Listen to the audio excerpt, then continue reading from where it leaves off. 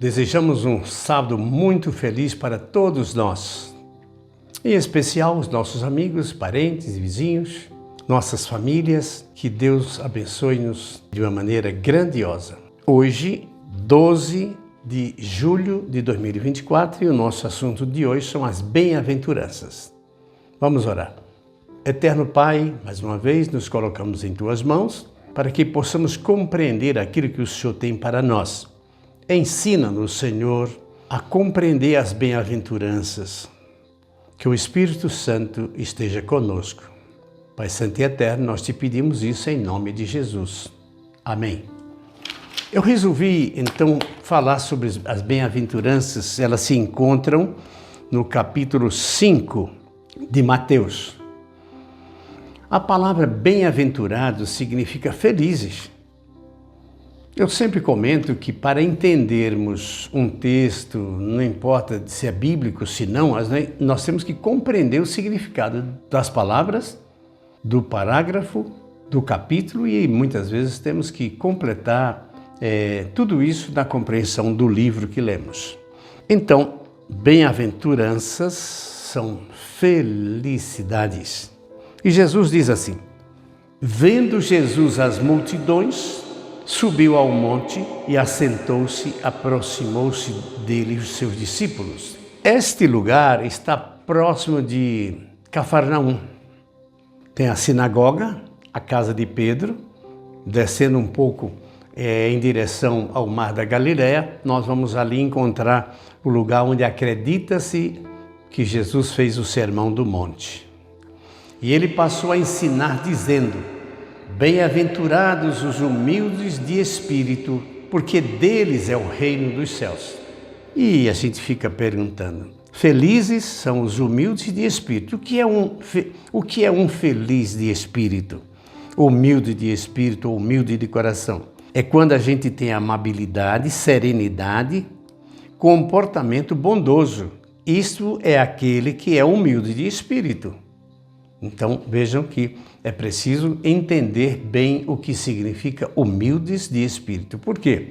Espírito é uma palavra que a gente tem dificuldade em entender. É o nosso comportamento. E humildade é quando a gente se dispõe a ser aquilo, no caso, a palavra que propõe. Deus propõe que sejamos humildes de coração, de espírito. Tenhamos amabilidade, serenidade e um comportamento bondoso. Isso é ter humildade de espírito de coração. Em seguida diz assim: bem-aventurados que choram, porque serão consolados. Que isso? Quer dizer que eu choro, então eu sou feliz? Mais ou menos isso. Seremos consolados por isto.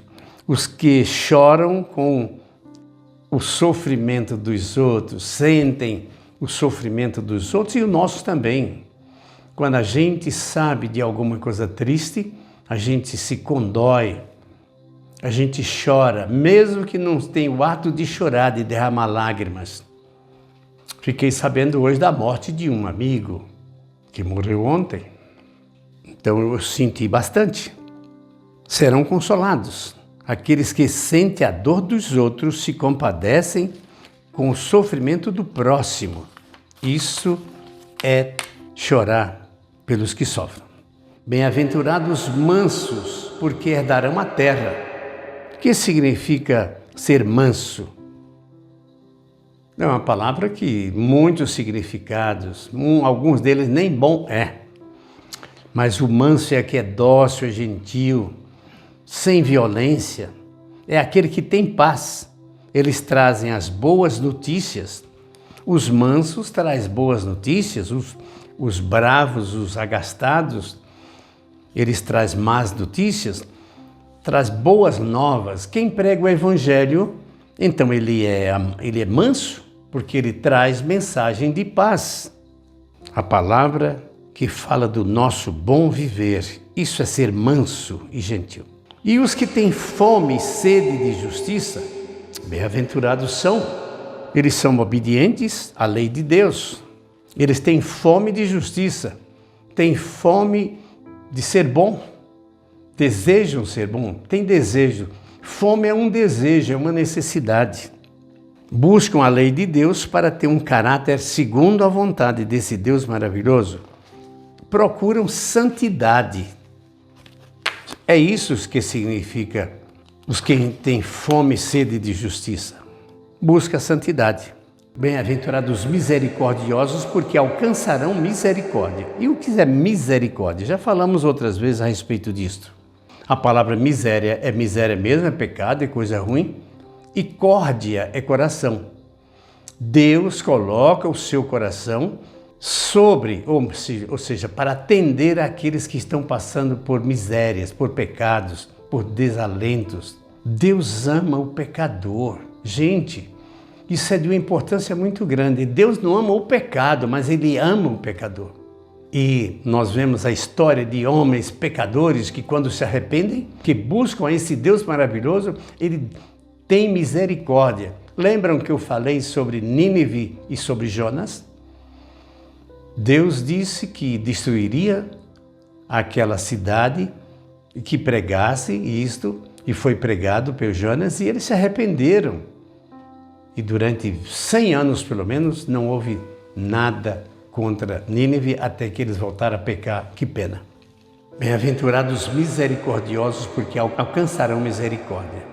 É ter amor pelos que estão em estado de miséria. Quando o homem estava na pior situação que ele passou, que era no pecado irremediável, Deus teve misericórdia de todos nós e nos salvou. Isso é ter misericórdia. Então, alcançarão misericórdia aqueles que têm misericórdia. O sexto diz: limpos de coração, porque verão a Deus. São os que vivem separados do mal, limpos de coração. A pessoa santa, ela é limpa, ela é separada. Ela evita o mal, evita segundo a vontade que pediu para Deus. Então, os limpos de coração, eles verão a Deus, porque eles se separam do mal, seguem o Senhor Jesus e fazem o que? A vontade de Deus através de suas leis, através daquilo que Ele pediu. Isto, então, é o que fala a respeito dos puros de coração. E a sétima bem-aventurança é os pacificadores, porque serão chamados filhos de Deus. Não é bom ser pacificador e ser chamado filho de Deus? O que é um pacificador? São os que levam os pecadores a ter paz com Cristo. Quando você prega o Evangelho, quando você testemunha do dom de Deus que concedeu a você, que serve isso para os outros, você está dando um exemplo, então você está pacificando. Quando você chama alguém para ter calma, perdoar, isso você está pacificando. Você sabe que existe uma função chamada juiz de paz. Meu pai foi juiz de paz. O que ele fazia? Lá naquela cidade pequena em Pernambuco.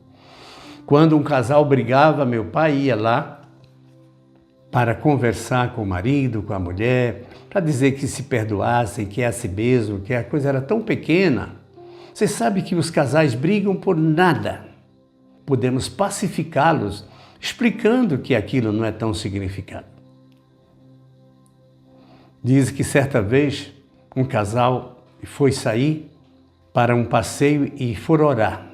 Quando eles abriram os olhos, um rato passou entre eles. E o homem disse assim: veio debaixo do guarda-roupa, e a mulher disse: não, veio lá do quintal. Por quê?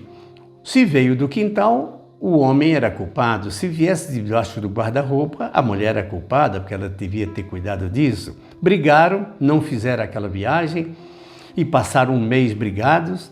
E um mês depois o homem disse: mulher, não é bom que fiquemos muito tempo brigados. Vai chegar o Natal, vamos ter paz. E eles disseram assim: que tolice, perdemos um mês de vida só porque um rato veio dali. E a mulher disse: não, veio dali, apontando para o quintal. E o homem apontava para o guarda-roupa e brigaram novamente. eu diria para vocês, não importe o lado que o rato vem, não briguem, assumam a culpa. Na minha casa, o que acontece de mal, eu sou culpado, é patente. Foi um dia eu que idealizei esse lar.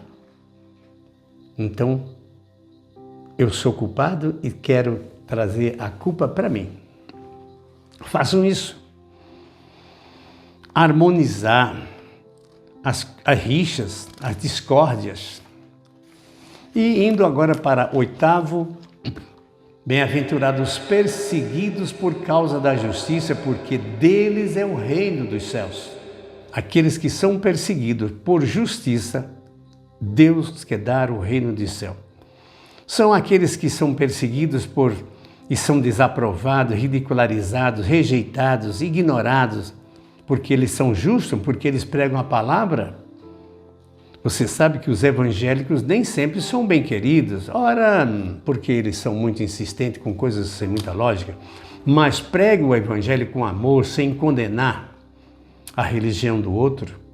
Entenda, quando a gente entende a nossa origem, a nossa causa, aí a gente agora vai pregar para os outros sem condená-los.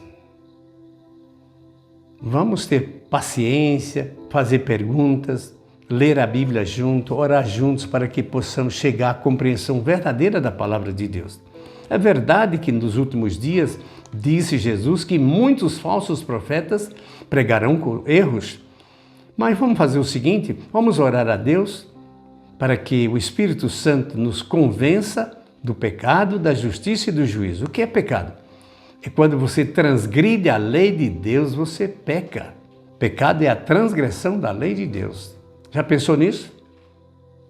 Então, seja perseguido com amor quando você for perseguido porque está levando a verdade e o evangelho às pessoas.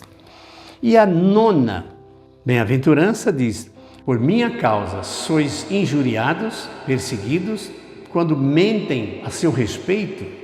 Se você está passando por essas perseguições, então dê graças a Deus, porque é por Cristo que você está sofrendo. Isso é maravilhoso, porque bem-aventurado aquele que sofre injustiça por causa da justiça de Cristo. Não tenha vergonha, pregue o Evangelho, porque este é o caminho de todos aqueles cristãos que testemunham o nome de Cristo e pregam o seu santo Evangelho, as suas boas notícias. E em breve nós seremos, por Cristo, representados ao Pai, porque Ele disse que vai, sem temor e sem nenhuma rodeio, nos apresentar diante do Pai, porque Ele vai dizer: este me amou, Pai, e eu quero glorificá-lo. Que Deus nos abençoe ricamente, possamos compreender. Leiam as bem-aventuranças e procurem saber o significado de cada palavra, de cada bem-aventurança. Que Deus nos abençoe. Vamos orar.